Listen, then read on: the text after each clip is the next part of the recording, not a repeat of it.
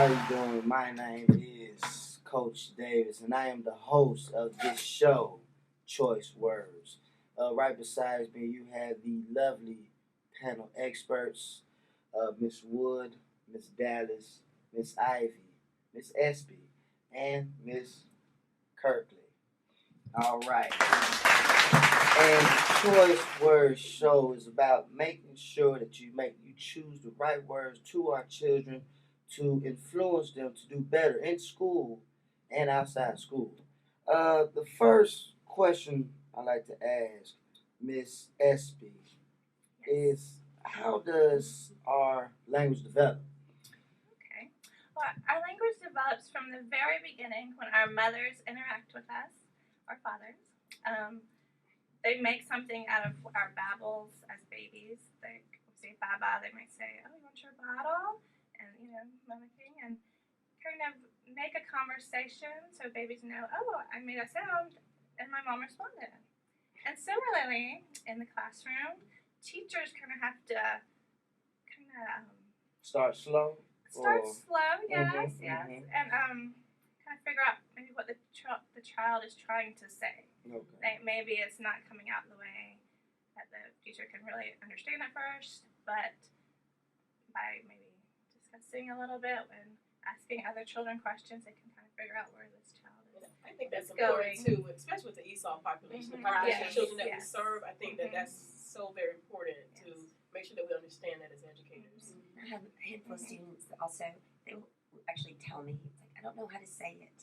And actually I like that, because then someone else can, another student will, Exactly. be able to Right. explain it. That's And, good. and it is usually the ESOL kids. Mhm. And they'll ask me, like, can I say it in Spanish? I'm like, okay, but say it in English. That's great. And that helps. And that's good for their language development too. English and Spanish, so they know exactly what they're saying. Exactly.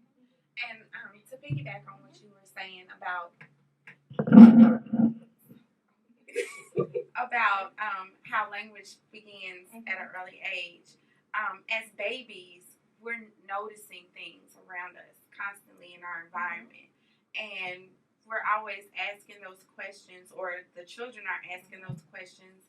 Well, what is that? Why? Why is that happening? So they're noticing, but they don't know the exact name for things. So that comes in time, and the more they notice, the more they'll start naming things what they think is called, and then as they learn more, they'll find the appropriate word for the object, or even in language arts, for instance, you might know that there's the funny punctuation sign at the end of a sentence, but you may not know what it's called. Right. And so that's the job of a teacher, is to say, well, what do you notice? And that way it's a safe question, because there's no right or wrong answer. And then they can feel comfortable about saying, well, I noticed there's this squiggly thing, or I noticed a new word today. And So, Miss Wood, I want to ask you this: how can we, as teachers, encourage the students to, participate? Because sometimes they don't want to participate, especially if they don't know it. They're just going to sit back and look and watch and listen. And a meaningful, higher thinking.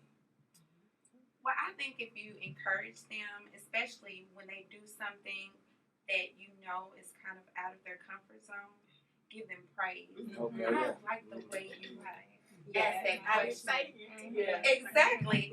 And then also that fills their bucket. So they're like, my teacher really values me, and so I'm going to work for her and kind of step out of my comfort zone a little bit. Okay.